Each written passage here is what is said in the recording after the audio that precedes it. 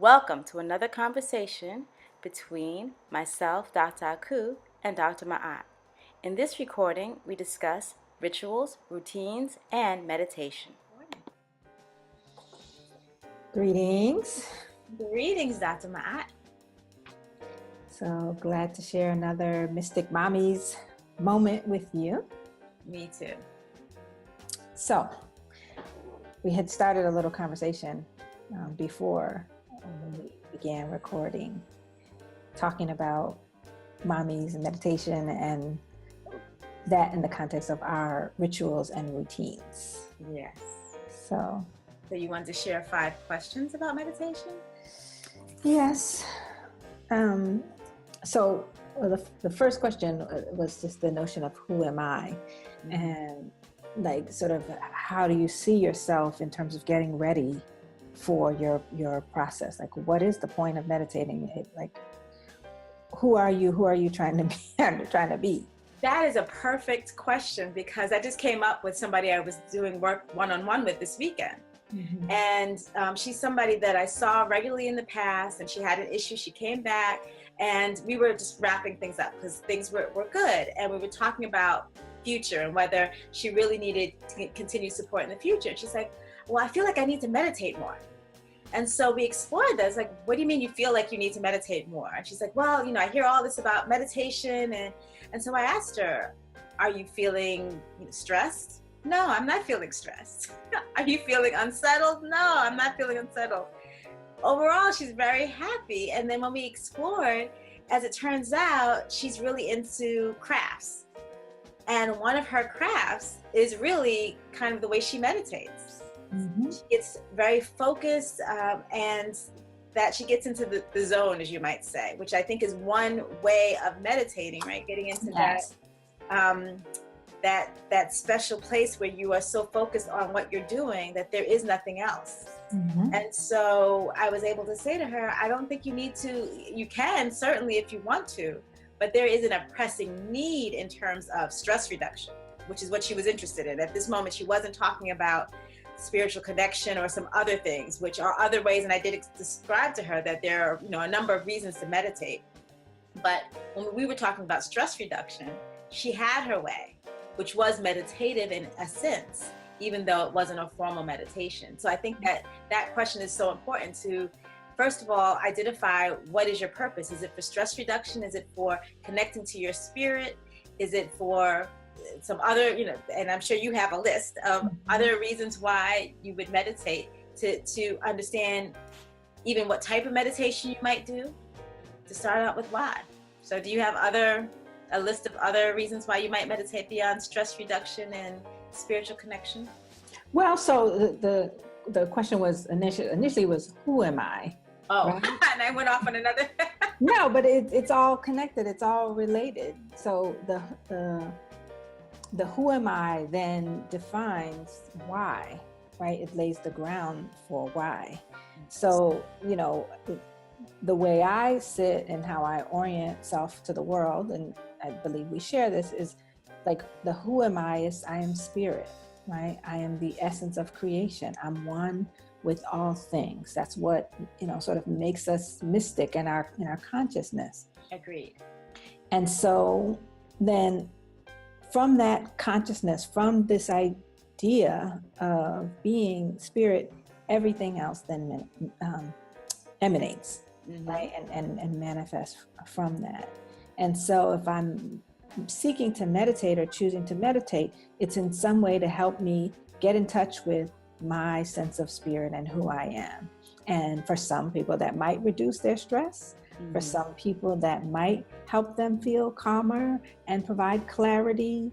It might help them be able to focus. So all those things are important and useful aspects that connect to being who I am and helping me be who I am. And for her, that woman you described, if she's, a creative, someone who then a part of who she is manifest, right? Her spirit manifest is a creative. So meditating then helps her to be the create. Mm-hmm. Yes. So it's always just important, I think, for people to clarify that that who am I? We certainly have a bias, right? Yes. And are unapologetic about that bias. Yes, we are unapologetic about believing we are spiritual creatures on a physical journey. Yes, yes. So that then kind of leads to then the what of, what is meditation? And as you said, there's meditation in a formal context, and then there's meditation in an informal context. I mean, by definition, it can be thought of as a state of consciousness or a state of awareness that you can understand through like your direct experiential, on a direct experiential and intuitive level, right? So it's this sort of state of consciousness or a state of awareness that you gain through an experiential, present moment to moment, the awareness or momentary awareness that has different levels because you were saying, go ahead. I was saying it definitely has different levels. Right. I was emphasizing what you were saying. Okay. So the informal meditation, certainly if you're sewing or knitting or drawing or writing, you are, in a state of conscious awareness in terms of being one with and connected with what you are doing in that given moment. Some call that being in the flow. Right.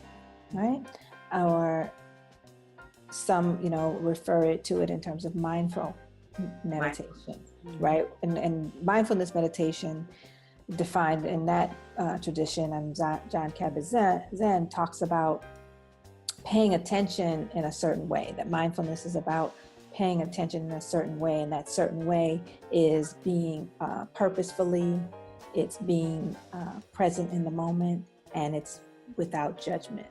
Right. So you're having an awareness intentionally in the present moment and without judgment. And so that's great for someone who's being a creative, right? And in an informal sense.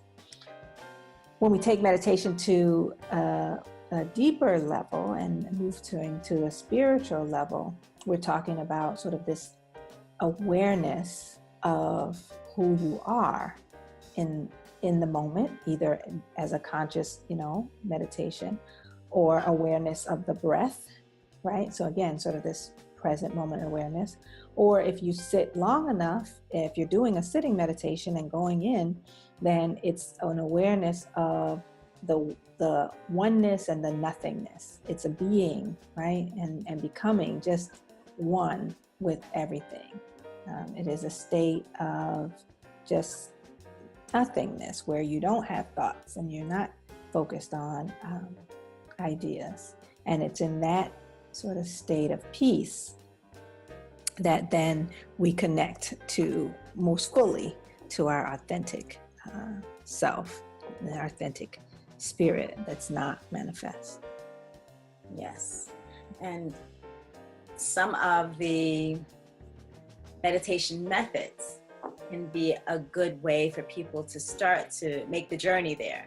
Yes. And so a lot of the people I work with are afraid of meditation or think they can't meditate because when they try, they don't immediately get to that place of nothingness. Right. And so a lot of what I do is just help people understand that there are different levels and it's a journey.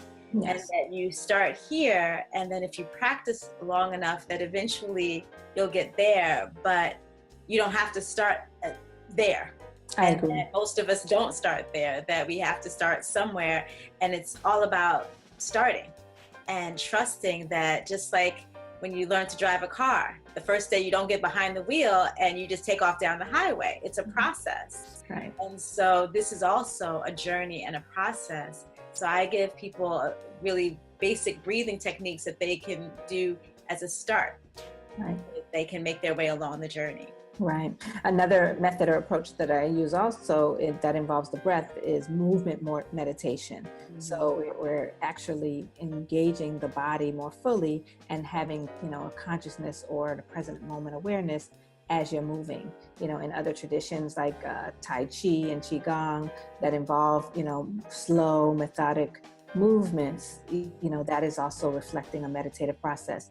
In the Kemetic tradition, the Kemetic yoga practice of Jeff Netaru Simapao is the movement of the gods and goddesses. And so it's using yogic postures and movements, but doing it in a slow, meditative way. And it doesn't necessarily have to be slow, because the dance movement can be more rapid, but again, you're doing it with an intention of conscious awareness on the movement, on the breath, on being present in the moment, and all that joy or whatever you may find that comes with it.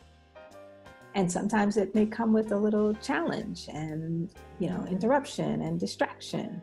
Yeah. But it's just the practice of being able to return to whatever the consciousness is focusing on and being present and centered with. That's most important.